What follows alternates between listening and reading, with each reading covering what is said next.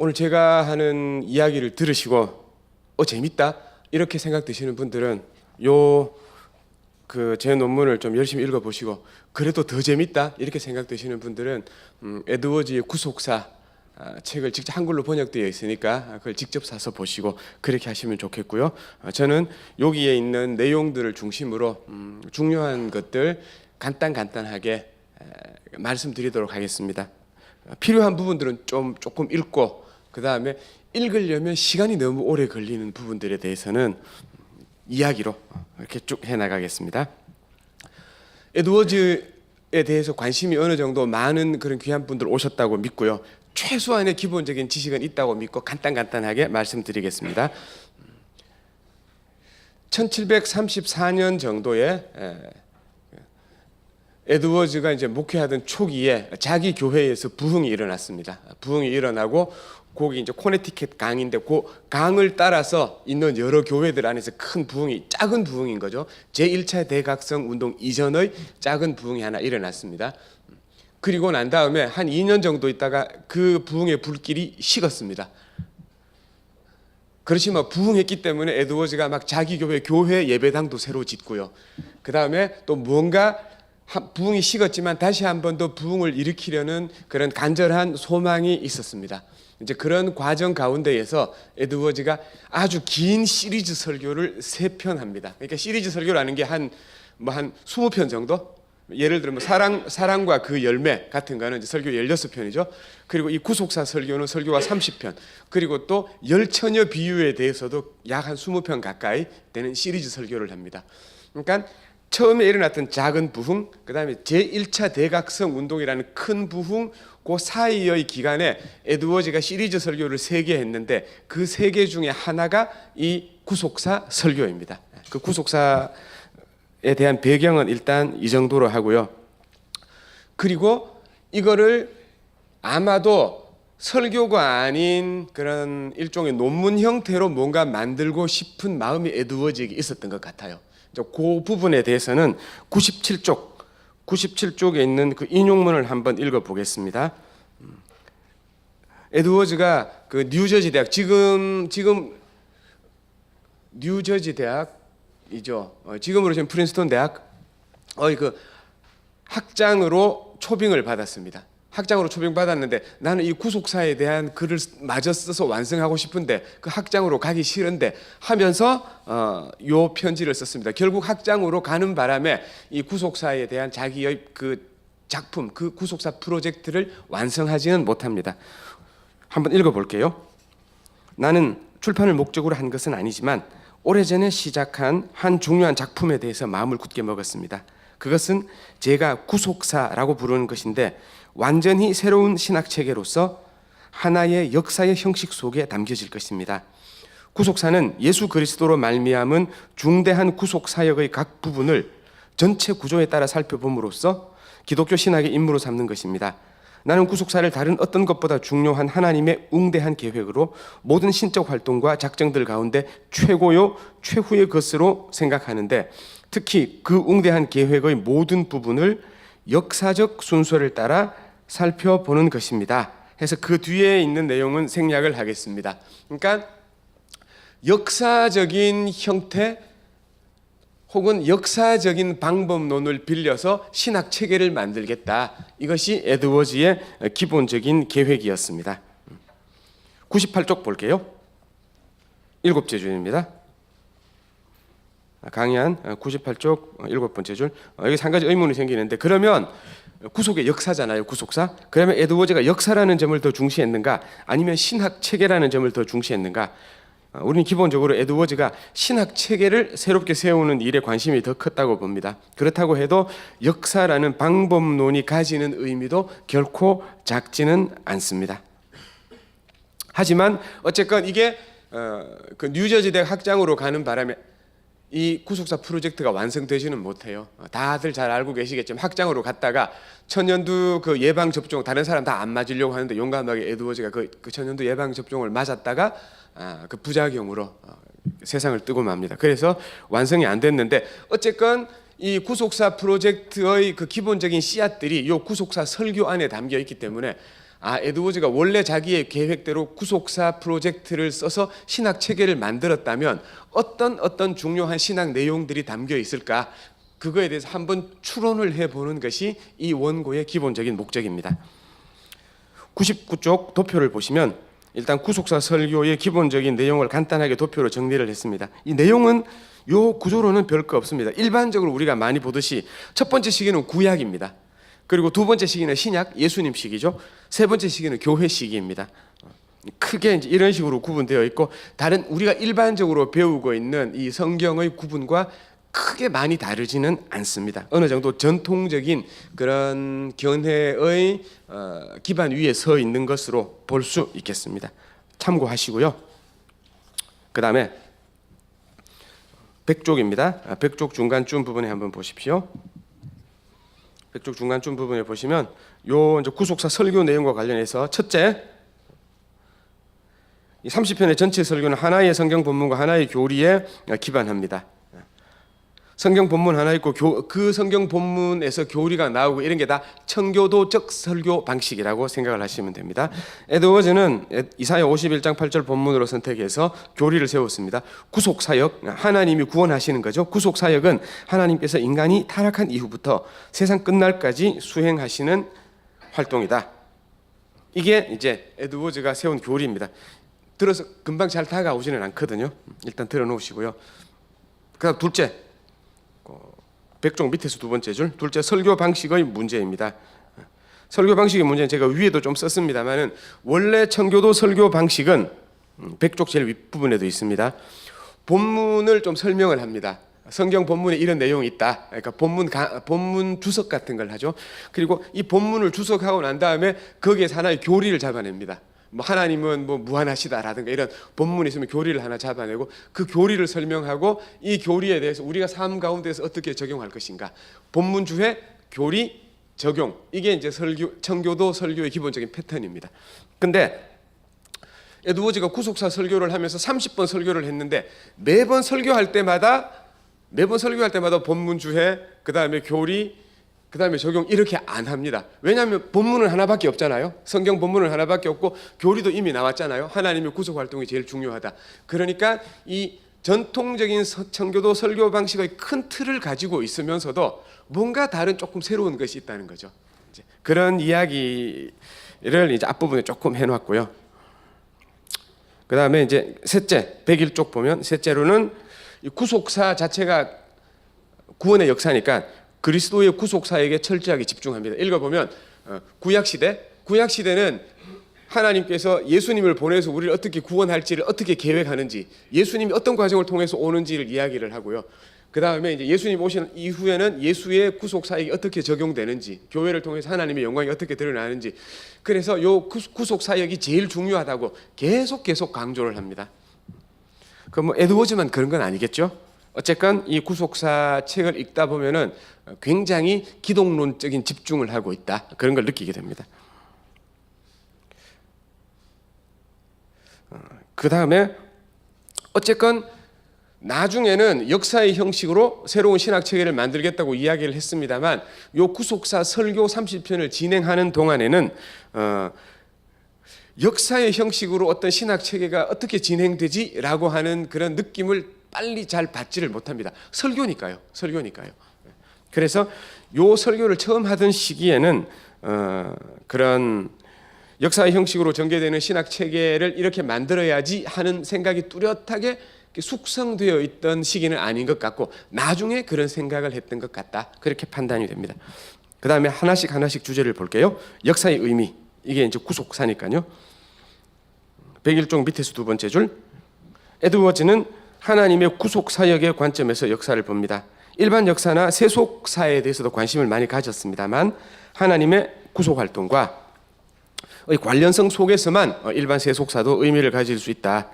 그래서 결과적으로 에드워즈에 따르면 구속사 속에서만 세속사가 의미를 가질 수 있다, 이렇게 보는 것 같습니다. 그러니까 구속사, 세속사가 있으면 세속사보다 구속사를 좀 많이 강조한다, 제가 받는 느낌은 그겁니다.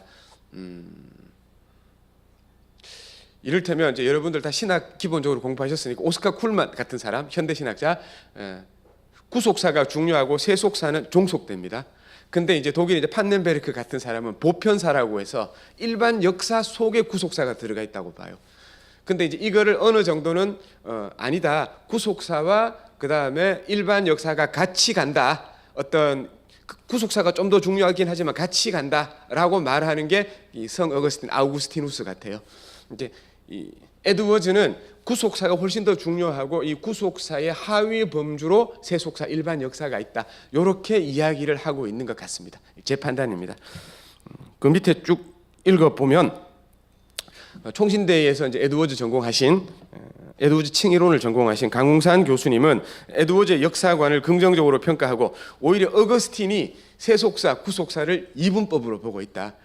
에드워즈가 이 이제 구속사 속에서만 일반 역사를 봄으로써 훨씬 더 신앙적인 그런 구원론적인 안목을 더 강하게 가지고 있다. 이렇게 평가를 하고 있습니다. 에드워즈를 좀 더 긍정적으로 보는 거죠. 이런 평가도 있을 수 있고요. 저는 그냥 개인적으로는 일반적으로 역사를 바라보는 관점이라고 볼 때는 어거스틴이 이야기한 하나님의 도성과 세상 도성이 같이 흘러가는 어느 정도는 이 병행해서 흘러가는 그런 관점으로 역사를 보는 것이 좀 더 낫지 않은가. 에드워즈는 좀 어떤 약간은 과도하게 어떤 구원론의 치우쳐진 입장에서 역사를 보고 있는 것이 아닌가. 개인적인 판단으로는 그렇습니다. 이제 요 글을 쓰면서 그런 부분이 조금씩은 묻어날 겁니다. 이제 글을 읽어보시면요. 나머지 내용은 읽어보시면 될 것 같고요.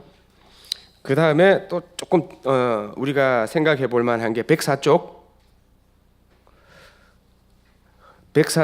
그 위에서 일곱 번째 줄, 이제 두 번째 단락입니다. 한편 스티븐 데니얼은 이제 에드워즈 신학에서 좀 철학적인 부분을 연구를 한 사람입니다만, 하여튼 제가 본 논문은 이제 그거는 아닌데, 하여튼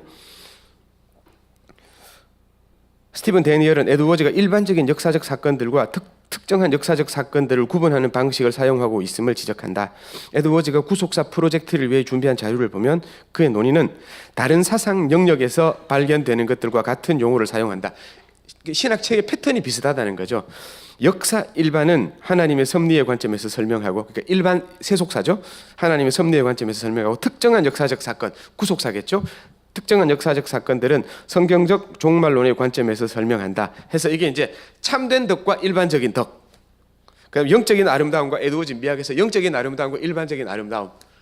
뭐 이런 식으로 일반 은총과 특별 은총 이런 개념이 에드워즈에게 강하게 나타나는데, 이 역사 구속사를 전개하는 방식에 있어서도 그런 부분들이 강하게 나타나고 있다라고 해석을 하면서 이런 식으로 볼 수도 있지 않겠느냐라고 주장하는 학자가 있다. 소개를 드립니다. 그 다음에 105쪽. 아까도 말씀드렸듯이 에드워즈의 이 구속사는 그리스도의 십자가의 구속을 굉장히 중심적으로 보고 있습니다. 중심적으로 보고 있는데, 이거는 내용이 너무 세부적으로 들어가려면 조금 복잡하기도 하고 너무 길었어요. 105쪽 밑에서 세 번째 줄, 안셀무스 중세 신학자 안셀무스의 입장과 비슷한 점이 매우 많이 있습니다. 그럼 뭐가 비슷하냐? 여러 가지 있습니다만은 그냥 상식적으로 쉽게 이렇게 이야기를 할게요. 내가 내 친구하고 약속을 어겼습니다. 잘못했잖아요. 죄가 있다고 표현하기 좀 잘못했잖아요. 근데 예를 들어서 뭐 이 왕하고 무슨 대통령하고 약속을 했는데 그 약속을 어겼습니다. 그러면은 나에게 돌아오는 그런 책임감이나 벌이 좀 더 크겠죠. 그러니까 하나님과 나 사이에서의 어떤 약속을 어기면 똑같이 약속을 어겼어도 그 죄는 무한대인 거죠. 아무리 작은 걸 어겨도요. 그러니까 내가 하나님 앞에 범죄했어. 그러면 하나님이 무한하신 분이기 때문에 내 죄도 무한한 겁니다. 이런 식의 안셀무스적인 개념이 에드워즈에게 강하게 들어있어요. 하여튼 이제 그런 차원에서 내 죄가 무한하게 크기 때문에 내 죄를 구원받아야 할 이 구속의 필요성도 무한하게 큰 거고요. 그리고 내 죄가 무한하게 크니까 이거를 구속하기 위해서는 무한한 가치를 지닌 무엇이 제공되어야 돼요. 이제 그래서 예수 그리스도의 십자가의 죽음, 그 십자가의 피가 무한한 가치를 가지고 있기 때문에 이것만이 우리의 구원을 위해서 필요하다. 쭉쭉쭉 이렇게 전개가 됩니다. 그리고 또 설명을 하면서 여기 이제 그 배상과 공로라고 했는데 satisfaction 그리고 merit. 그 배상이라는 것은 내가 죄를 지었으니까 죄값을 갚는 겁니다. 죄값을 좀 약간은 이제 이 소극적이라고 해야 되나 그러고요. 이 공로라는 것은 내가 좋은 일을 많이 해가지고 이 내 죄를 뭐라고 해야 되나 벌충한다고 해야 되나 어떤 이제 그런 거죠. 그래서 이 두 개를 전통적인 조직 신학에서는 따로 떼서 설명하기도 하고요. 우리가 구원을 얻을 때 예수님의 십자가의 보혈로 내 죄가 씻어지고 내 죄가 없어졌잖아요. 그 다음에 예수님께서 평생 동안 살아계신 순종으로 공로를 쌓아서 그 공로를 내가 가져오고 내 죄는 씻어지고 공로는 가지고 와서 내가 천국 간다 이거거든요. 이 배상과 공로입니다. 근데 이제 이런 것을 가지고 뭐 그리스도의 적극적 순종, 소극적 순종 뭐 이렇게 막 구분해서 복잡하게 이야기를 하는데 에드워즈도 그 논의를 다 알고 있음에도 불구하고 그렇게 복잡하게 나누지 마라. 그리스도의 순종에는 소극적 순종, 뭐 적극적 순종 이렇게 두 종류의 순종이 있는 것이 아니라 한 종류의 순종밖에 없다. 십자가를 지는 것을 보통 소극적 순종이라 표현하거든요. 그게 사실은 더 적극적 순종 아닐까요? 자기 목숨을 내놓는 것이니까. 그러니까 이런 그 전통적인 조직 신학에서 나누어서 설명하던 모든 것을 하나로 묶어서 설명하려고 하는 그런 경향이 에드워즈에게 있다. 그렇게 말씀을 드릴 수가 있겠습니다. 에드워즈에는 그런 거 아까도 말했듯이 뭐 참된 덕, 일반적인 덕, 그다음에 일반 역사, 그 다음에 특별한 역사 이런 식으로 둘로 나누어서 설명하는 것과 동시에 하나로 통합해서 설명하는 것들도 꽤 많아요. 그리스도의 두 가지 순종을 하나로 통합해서 이야기를 하죠. 그 다음에 아까 뭐 양락근 교수님 부흥론 할 때도 이야기를 했지만 인간 영혼의 패컬티가 보통은 뭐 이 지성, 감정, 의지 이렇게 이야기를 하지만 요 세 가지로 나누는 일반적인 경향을 에드워즈가 반대하면서 에드워즈는 보통 두 가지로만 봤어요. 지성과 understanding 그 다음에 또 하나는 이게 그냥 의지와 감정이 하나로 묶이는 거예요. 지성, 의지와 감정. 이 의지와 감정을 하나로 묶어서 inclination이라고 표현을 해요. 기울어졌다고. 근데 어떤 면에서는 보면 이 지성과 그 다음에 의지와 감정을 이렇게 나누어서 보지 않고 하나의 인간이 있을 뿐이라고 이런 식으로 통합해서 설명을 하는 그런 경향이 에드워즈에게 많이 있고 요 그리스도의 구속에 대한 설명에서도 이런 경향이 나타난다. 그렇게 생각을 하고 계시면 됩니다. 그 다음에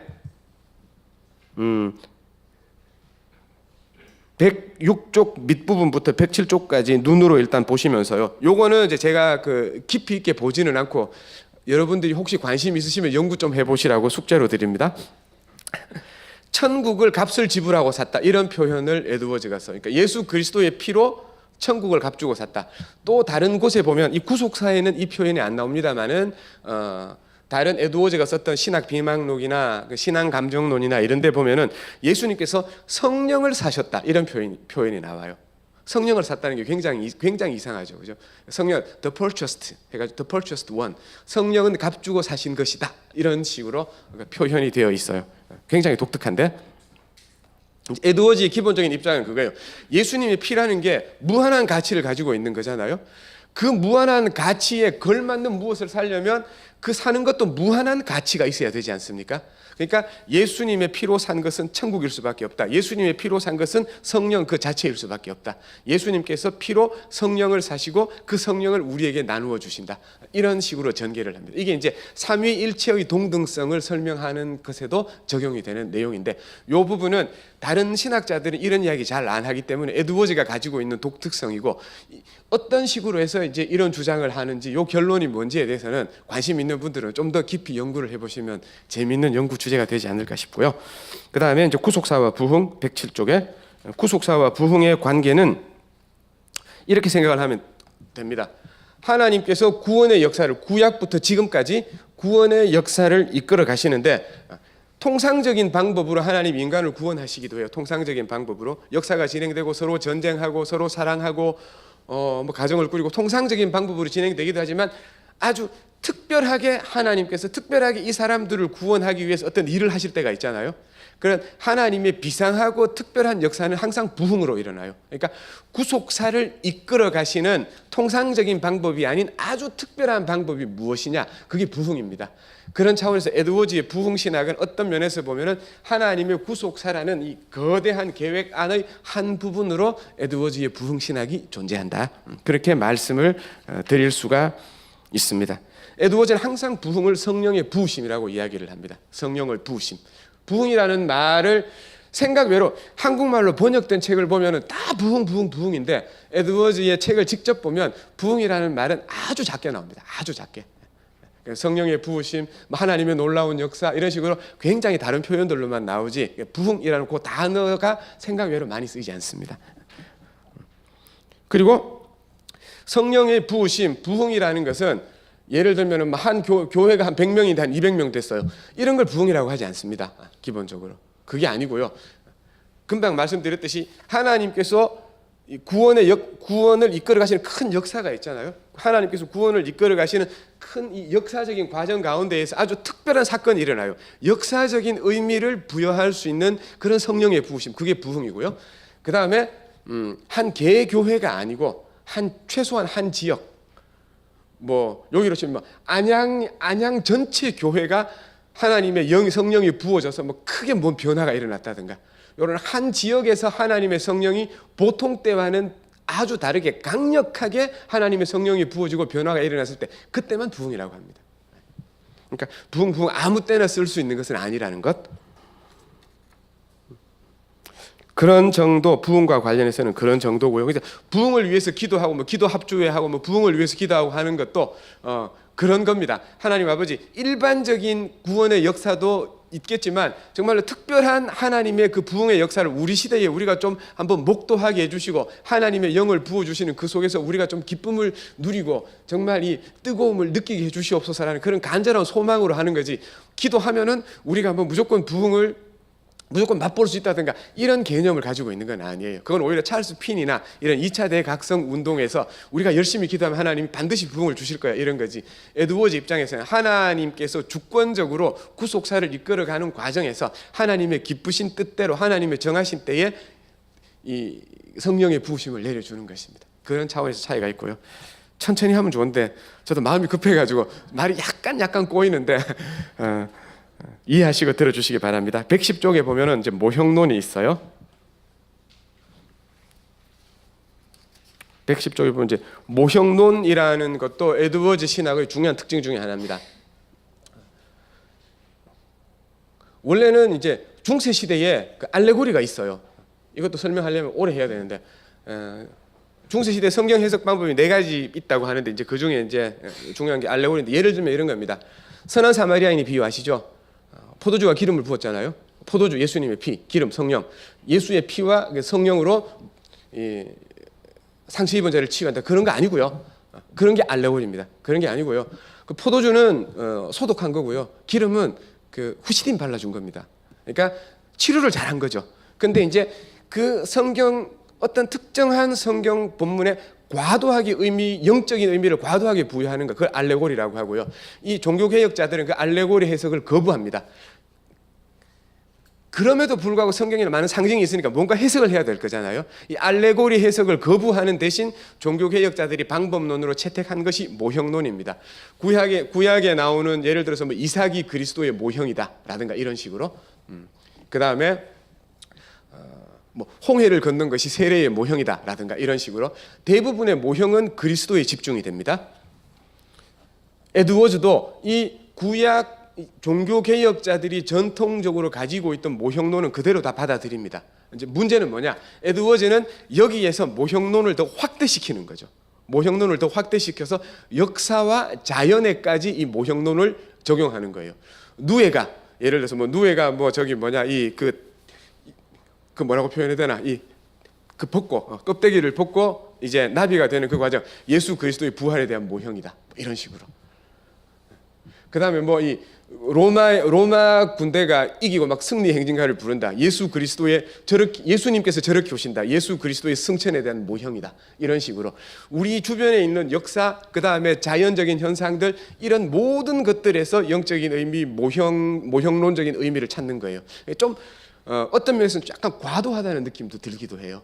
근데 이런 것이 어떤 전통적인 모형론을 받아들이면서도 에드워즈가 어디까지 혁신적인 방법을 사용하느냐에 대한 하나의 본보기를 보여주는 거고요.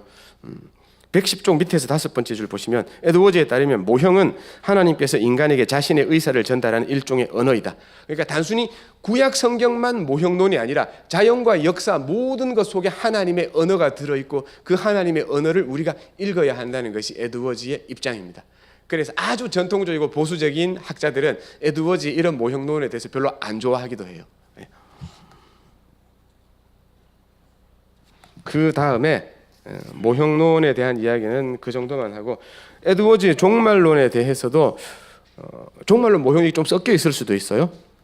요 인용문을 한번 읽어보겠습니다. 113쪽 위에서 7번째 줄쯤에 읽을게요. 8번째 줄, 113쪽 위에서 8번째 줄. 에드워즈는 강의 이미지를 빌려와서, 이것도 일종의 모형론입니다. 강의 이미지를 빌려와서 하나님의 섭리와 구속사적 전망에 대해서 이렇게 말하는 데서, 그 다음 단락은 인용문인데 조금 들어가면 좋겠는데 안 들어갔어요. 요 인용문 다 읽겠습니다. 하나님의 섭리는 다양한 지역에서 발원하여 무수한 지류를 갖고 있는 크고 긴 강으로 비유하는 것이 아주 적절할 것이다. 여기저기 아무리 먼 곳에서 발원해도 그것들은 모두 한 곳으로 흘러들어가도록 되어 있다.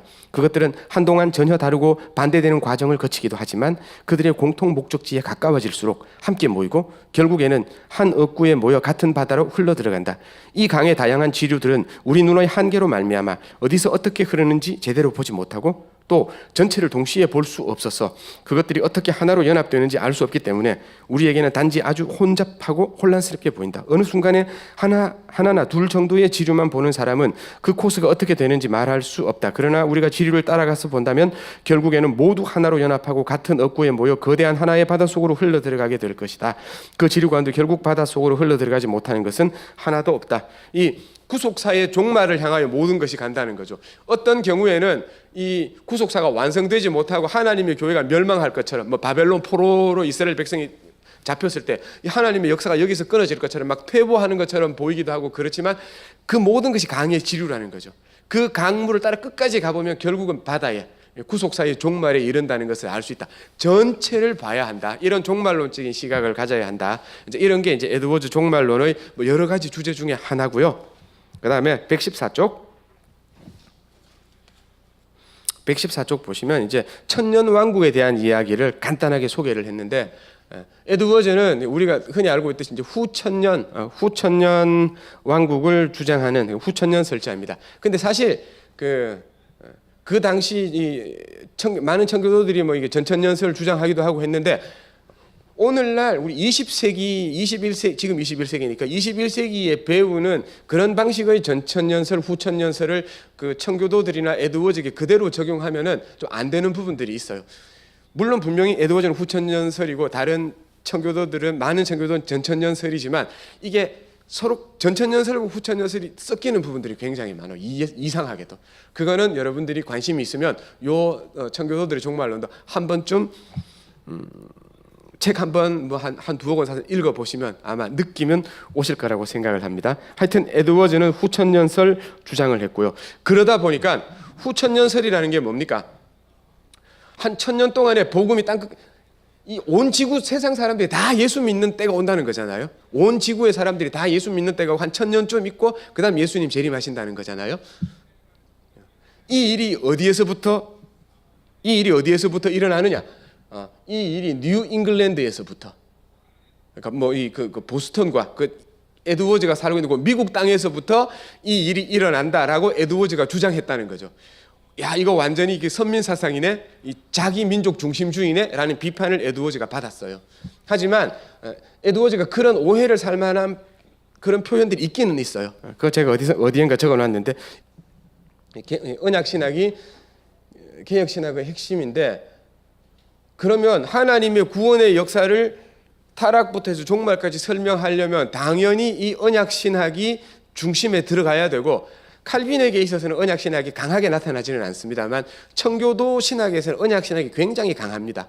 에드워즈가 청교도의 후예라면 이 언약 신학이라는 게 구속사 안에서 굉장히 강하게 나타나야 하는데 그렇게 강하게 나타나지 않아요. 물론 언약 신학에서 중요한 게 뭐냐면 행위 언약, 그다음 구속 언약, 은혜 언약, 이거 세 가지입니다. 가장 기본적인 것이. 구속 언약이라는 것은 이제 영원전에 이 삼위 하나님이 언약을 맺은 거고 행위 언약, 은혜 언약은 다 아시죠, 그죠? 요것들이 어떤 관계를 맺고 있는지에 대해서 막 청교도들도 자기들끼리 복잡하게 굉장히 논쟁을 많이 해요. 그 모세의 율법 언약이 은혜의 성격이 더 크냐, 행위의 성격이 더 크냐 이런 걸로도 싸우고 뭐 엄청나게 많이 자기들끼리 논쟁이 많아요. 근데 에드워즈가 그런 거 다 알고 있고 요 용어들도 다 씁니다, 실제로. 그럼에도 불구하고 구속사를 구원의 역사를 이끌어가는 그 이 하나님의 역사하심, 하나님의 행동을 설명하는 데에 있어서 이 언약 신학이 전면에 부각되지는 않아요. 왜 그럴까? 궁금하시면 열심히 한번 연구를 해보십시오. 이것도 학자들 안에서 논쟁이 많아요. 에드워즈에게 있어서 언약 신학이 전혀 없다, 이런 학자들이 있는가 하면 언약 신학이 아니다, 숨어 있어서 그렇지 굉장히 중요하다. 그 다음에 또 뭐 아니다, 언약 신학에 대해서 이어받고는 있지만 에드워즈의 신학에 대해서 분명하게 나타나지는 않으니까 중요하게 다루지는 않는다, 이런 식으로 굉장히 여러 가지 견해들이 있어요. 이게 이제 지금 제가 요 구속사에 대해서 오늘 그 발표를 했는데, 제가 다음에 에드워즈에 대해서 관심을 가지고 개인적으로 공부할 분야 중에 하나가 이 에드워즈의 언약 신학입니다. 그래서 에드워즈가 정말 언약 신학을 중요하게 생각했는지 중요하지 않게 생각했는지에 대해서 이제 제가 이제 공부를 하려고 관심을 가지고 있거든요. 여러분도 한번 공부를 해보시고 좀 같이 교제를 할 수 있었으면 좋겠네요. 나머지는 마무리는 꼭 안 해도 될 것 같아요. 마무리는 꼭 안 해도 될 것 같고, 계획에 의하면 3시 10분에 마치는 거거든요. 아주 딱 비슷하죠, 시간이. 잘 맞췄죠. 그러면 그래도 한 2, 3분 남았으니까 마무리 읽을까요? 마무리 안 읽어도 되는데. 자, 118쪽 마무리 읽고 마치겠습니다. 118쪽. 에드워즈는 구속사라는 형식의 새로운 신학 체계를 수립하고 싶어 했지만 뉴저지 대학 학장 부임과 천연두 예방 접종의 부작용으로 인한 죽음으로 인해 그 계획은 실현되지 못했다. 다만 1739년에 남긴 30편의 시리즈 설교인 구속사 설교를 통해서 에드워즈의 의도를 추측해 볼 수 있다. 이런 상황에서 구속사 설교를 통해서 나타나는 에드워즈의 주요 신학 주제들 몇 개를 선택해 살펴봤습니다. 사실상 이런 작업을 통해서 에드워즈가 원래 의도했던 구속사적 신학 체계가 어떤 모습이었을까를 해명하는 일은 매우 어렵습니다. 그럼에도 불구하고 이런 시도를 하는 것은 나름대로 의미 있는 일일 수 있다고 보고요. 에드워즈의 방법론에 기대어서 각자가 자기 자신의 구속사적 신학 체계를 만들어 보고자 할 때 에드워즈가 다룬 주제들의 도움을 받을 수도 있을 거고요. 그뿐 아니라 구속사적 신학 체계라는 관점이 아니더라도 순전히 일반적인 차원에서 에드워즈 신학이 뭔가, 구속사 빼고도 에드워즈 신학이 뭔가 신학 전반을 이해하는 데도 상당한 유익을 준다고 생각합니다.